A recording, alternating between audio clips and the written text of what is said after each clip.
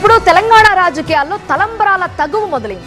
దేవుడి పేరుతో బీజేపీ నేతలు రాజకీయాలు చేస్తున్నారని ఆరోపిస్తోంది బీఆర్ఎస్. అటు కేసీఆర్ కుటుంబం హిందూ ధర్మాన్ని అవమానించడమే పనిగా పెట్టుకుందని మండిపడుతోంది కాషాయ పార్టీ. ఈ క్రమంలో బండి సంజయ్ చేసిన కామెంట్స్ పై భగ్గుమంటోంది కారు పార్టీ. కేంద్ర మంత్రి బండి సంజయ్ పై భగ్గుమంటున్నాయి బీఆర్ఎస్ శ్రేణులు. మాజీ సీఎం కేసీఆర్ పై చేసిన వ్యాఖ్యలను బండి సంజయ్ వెంటనే వెనక్కి తీసుకోవాలని, లేకుంటే పోరాటం తప్పదని హెచ్చరిస్తున్నారు. తమ పార్టీ అధినేతపై తప్పుడు ఆరోపణలు చేసిన కేంద్ర హోంశాఖ సహాయ మంత్రిపై తగు చర్యలు తీసుకోవాలని డిమాండ్ చేస్తూ తెలంగాణలోని పలు పోలీస్ స్టేషన్లో ఫిర్యాదు చేశారు బీఆర్ఎస్ నేతలు. బండి సంజయ్ కు దమ్ముంటే రాష్ట్రానికి నిధులు తేవాలి తప్ప ఇలా అవాస్తవాలు మాట్లాడడం సరికాదంటున్నారు. దేశానికే కేంద్రంలో సహాయ మంత్రిగా ఉన్నటువంటి ఈ బండి సంజయ్ గారు దేశ ప్రతిష్టను కూడా దిగజార్చే విధంగా, తన పదవిని దిగజార్చుకునే విధంగా, తన పదవి విలువని దిగజార్చే విధంగా మాట్లాడిన మాటలు మరి తీవ్రంగా మేము ఖండిస్తూ ఉన్నాం.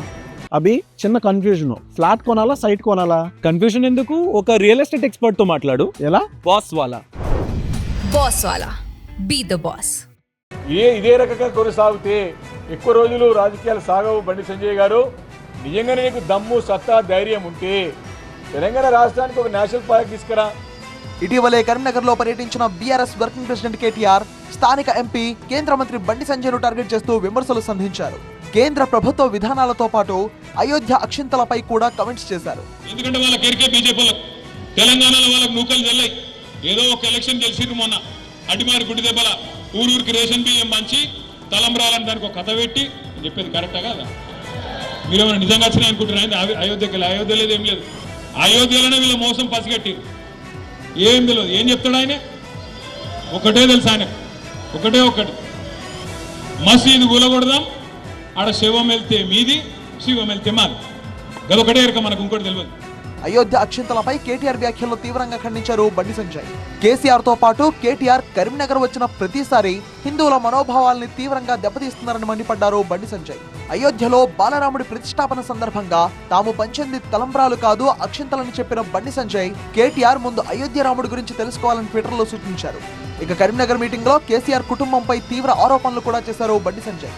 10 సంవత్సరాలు ఒక కుటుంబ పాలన, ఒక అవినీతి పాలన, ఒక మూర్ఖత్వ పాలనతో తెలంగాణ మొత్తం సర్వనాశనం అయిపోయింది. కానీ ఒక కుటుంబం మాత్రం ధనికులు అయిపోయారు. వాళ్ళు బీదర్లో ఒక ప్రింటింగ్ ప్రెస్ ఉండే, ఆ ప్రింటింగ్ ప్రెస్ టీఆర్ఎస్ పార్టీ ఆది నాయకులు ఉంది.